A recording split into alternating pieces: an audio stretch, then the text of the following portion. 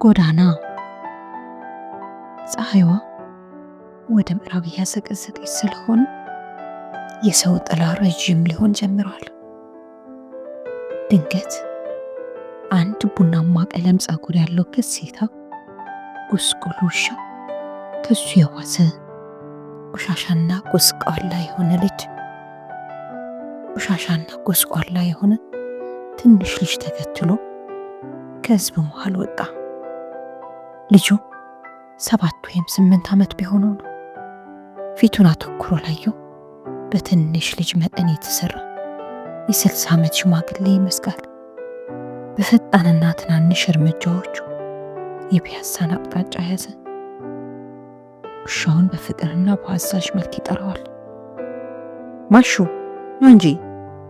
እንደሱ የጎዳና አዳሪ የነበረችው እናቱ በሳምባ በሽታ የዛሬ ዓመት ከሞተችበት ጀምሮ ትንሿን ሆዱን ተሯርጦ የመሙላት ከባድ ኃላፊነት ወድቆበታል።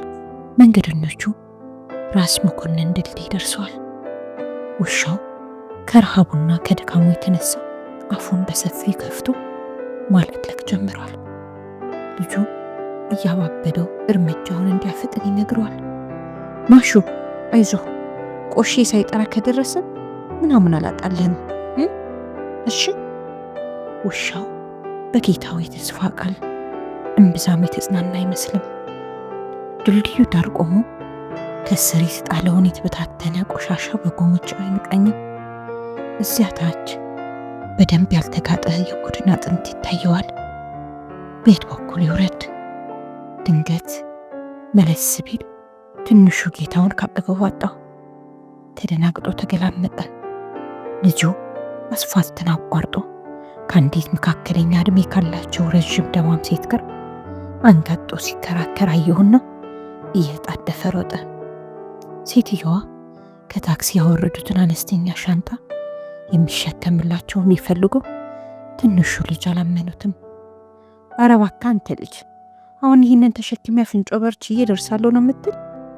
አንተን እኮ ነው የሚያክለው እያሉ ይከለክሉታል። ግድ የለውም ማዘር፣ እችለዋለሁ፣ ልብስ አይደል? ልጁ ደቃቃ ደረቱን ወደፊት እየነፋ ተናገረ። ኧረ እንኳን ይቺን ሌላም። መሬት ላይ የተቀመጠውን ሻንጣ በንቀት አይነት በእግሩ ሲመታ ሴትዮዋ የግዳቸውን ፈገግ አሉ።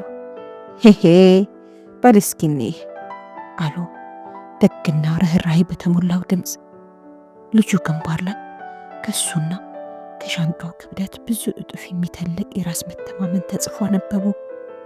አሸክሙኝ ማዘር አለ ሚጢጥ እጆቹን ጣቶቹ ግራና ቀኝ ላይ አጣብቆ።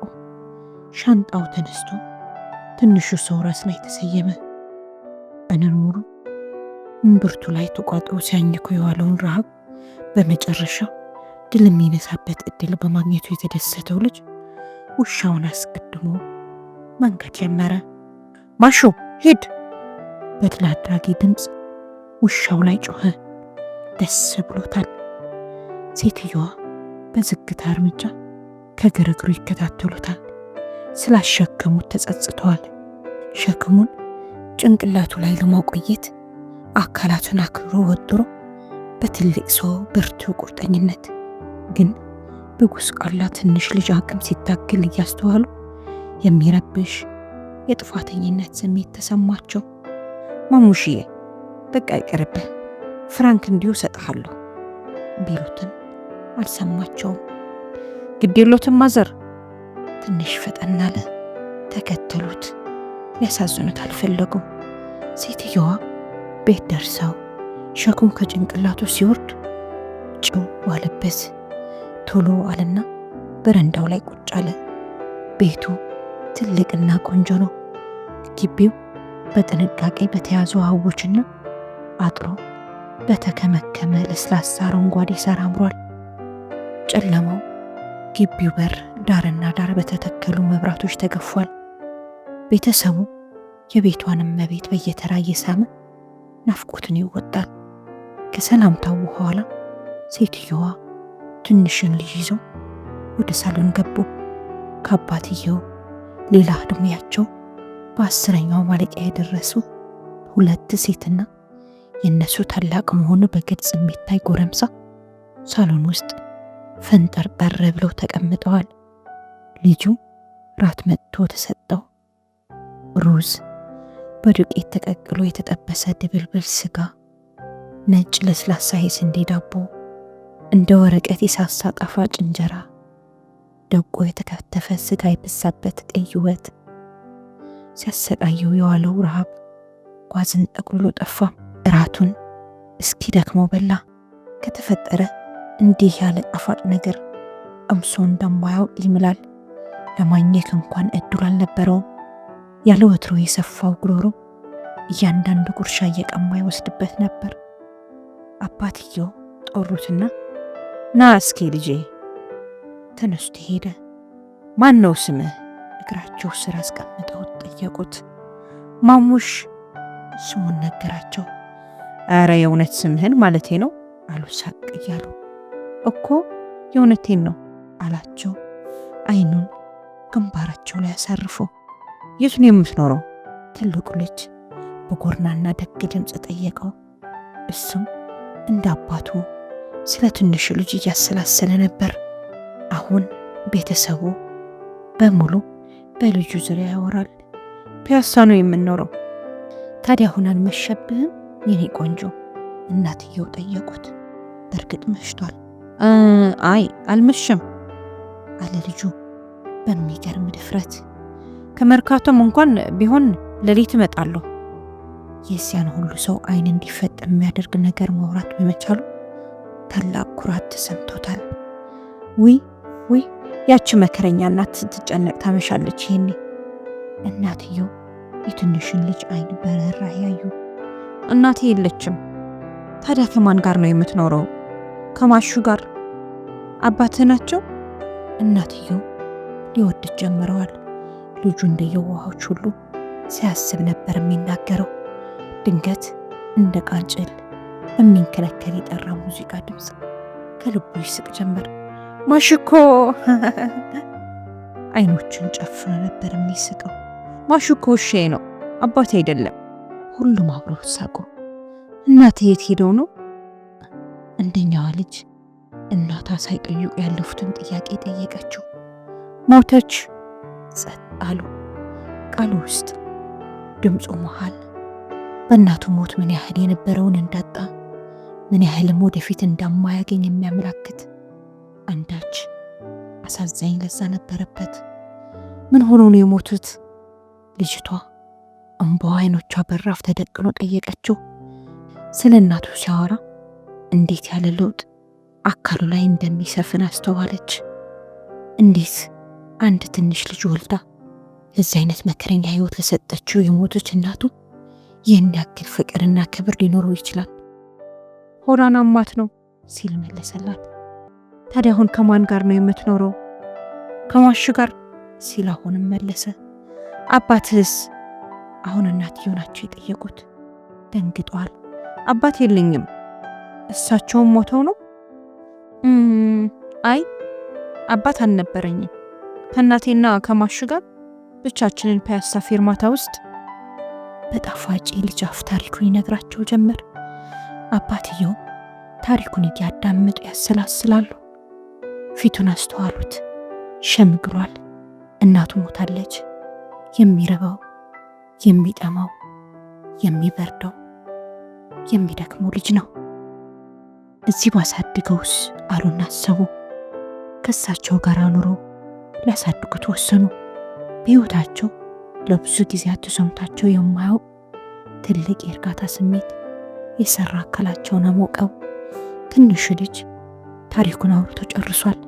እናትና 2 ሴት ልጆቻቸው አልቅሰዋል።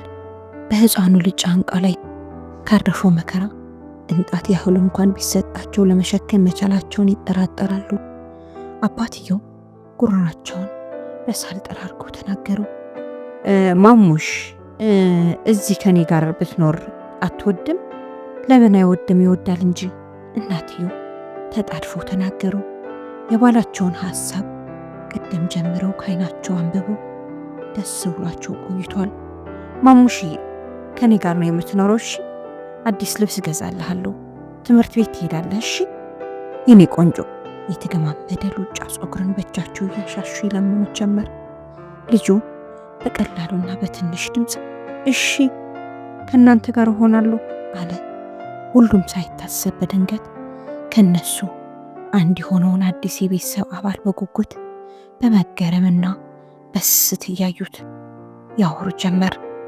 የግቢው ዘበኛ ማዕድ ቤት ውስጥ ከሰራተኛ ጋር ተቀምጦ በማዕረግና በአባወራ ደንብ በስርዓት የተሰናዳ ከባድ እራት እየበላ ነው። ግዙፍ ነው። ድንገት የግቢው ውሻ በረጅሙ ሲጮህ ሰምቶ ዘበኛው ትልቅ የፍልጥ እንጨት እየጎተተ ወጣ። አንበሳ የሚያክለው የግቢው ውሻ በሩ አጠገብ ከቆመው የጣውላ ቤቱ በራፍ ሰንሰለቱን ወጥሮ እየሳበ ወጥቷል። ምንድን ነው አለ ዘበኛው ውሻውን።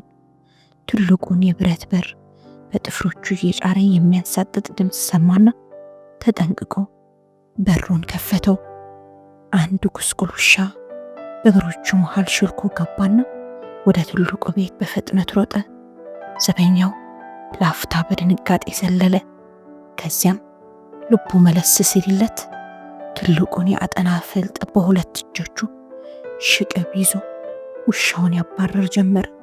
የታሰረው ውሻ ግቢው በደሃ ውሻ በመደፈሩ አምድሮ የተቆጣ ይመስል በከፍተኛ ድምፅ እያጓራ ሰንሰለቱን ሊበጥስ ይታገላል። ሁሉም የቤቱ ሰው እየተራራጠ ወደ በረንዳው ወጣ። ዘበኛው የግቢውን ዙሪያ የሚሮጠው ውሻ ላይ ደርሶበት ዱላውን በሙሉ ኃይሉ ወገቡ መሃል አሳረፈበት። ውሻው ድምፅ አላሰማም፣ ግን አንድ ጆሮ የሚበጥስ ቀጭን ኃይለኛና አሳዛኝ ድምፅ ለአፍታ ጸጥ ያለውን ግቢ ሰነጠቀው። ማሹ! ትንሽ ልጅ ይዘውት የነበሩትን የሴትዮዋን እጆች በአስገራሚ ኃይል ነጥቆ ሳሩ ላይ ወደ ተነጠፈው ጓደኛው በረረ። ማሽን አንስቶ ሊያቅፈው ሲሞክር ወገቡ ላይ ታጠፈበት። ውሻው ቡናማ አይኖቹን ትንሹ ጌታው ላይ ያርገበገበ ይህ ነው በማይባል ስቃይ በትንሹ ተነፈሰ። ሁሉም ልጁንና ውሻውን ከቦ ቆሟል። ልጁ ሳሩ ላይ ቆጤጥ ብሎ የውሻውን አንገት በሁለት እጆቹ አጣብቆ አቀፈና በትላልቅ አይኖቹ ሁሉንም በየተራ በዝምታ አስተዋላቸው። እንዲህ ሲሆን ምንድን ነው የሚደረገው ብሎ የሚጠይቅ ይመስል ነበር። ማንም ምላሹን አያውቅም። ማሹ ሞተ።